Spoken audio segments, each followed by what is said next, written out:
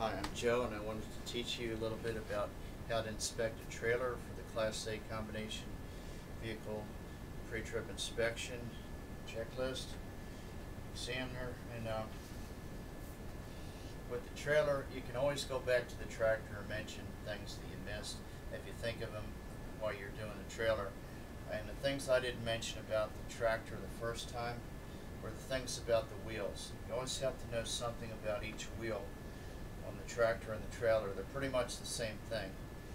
Like the tires, you can't have different kinds of tires that are matched in one tandem, one dual set of tires. What I'm talking about is you have to have either all radial tires on that tandem, or you have to have bias ply tires and bias ply tires and non-radial tires matched together.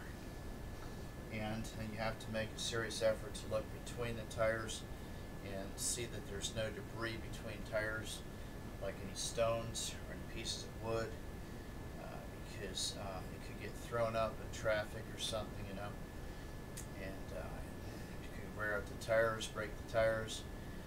So just point to that, you know, when you're doing your test. And also bead of the tire and indicate that it has a good bead on it, and that the lug nuts don't have any rust trails on them, no shiny spots. And the suspension parts, they're the same as on the tractor, except on the trailer you don't have any shock absorbers. So point out the shackles and the bolts and leaf springs or main springs. They can't be cracked. They have to be aligned right. And you have your oil seals on each wheel, and the tire depth for tread can be 1/8 of an inch, and you can use recap tires on the rear of the vehicle, or even for the traction tires on the tractor. And you've got to have clean sidewalls, like no cuts on the sidewalls for cords showing, and no bubbles or abrasions on the sidewalls. Everything has to be clean and neat. And the tire stems, they have to be centered in metal and capped on all the wheels all around the whole truck. And then on the sides of the trailer, you have to indicate that you have at least 50% DOT tape along the sides, and that you have reflectors on the side of the trailer, and note the clearance lights on the top and that they work. On the back of the trailer, you have something called barn door latches. They're just little tabs that stick out in the hole. If the trailer is equipped with them, it's worth a point to you to point them out. The thing is, there's a chain on each side opening door that attaches to the barn door fasteners, and just note what they are, and say that the trailer appears to be able to hold cargo.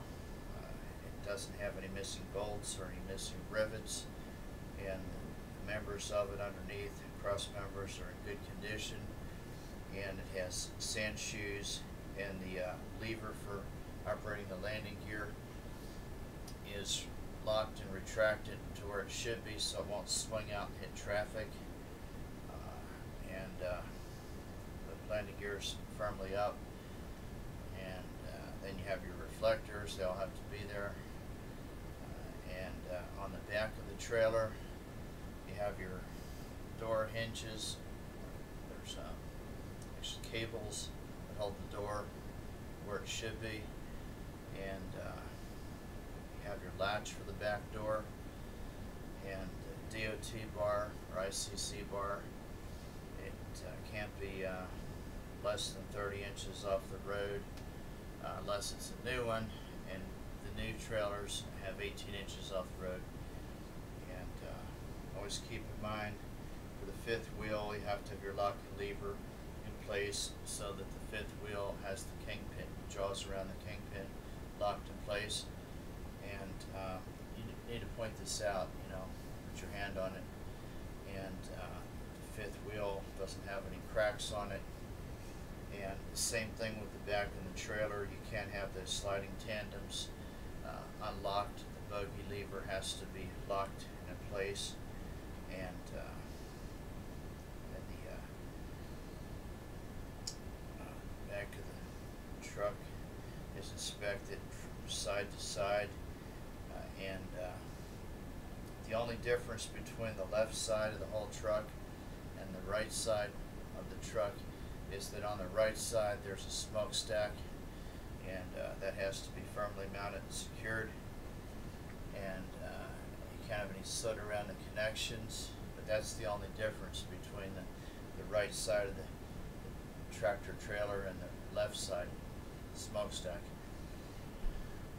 Just keep that in mind. You can't have any air hoses too close to the road. It has to be 18 inches off the road, and all the wheels have the same equipment on them, except for the tread depth and the front steer tires.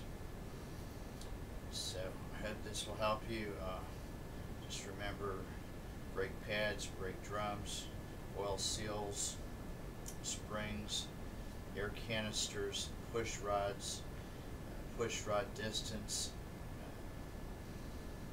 Mentioned the torque rods, but that's just to keep things in alignment. Mainsprings, shackles, hangers, bolts. And you'll be all right. That'll do it all. There's not much to a trailer. Just do the best you can. Catch you later.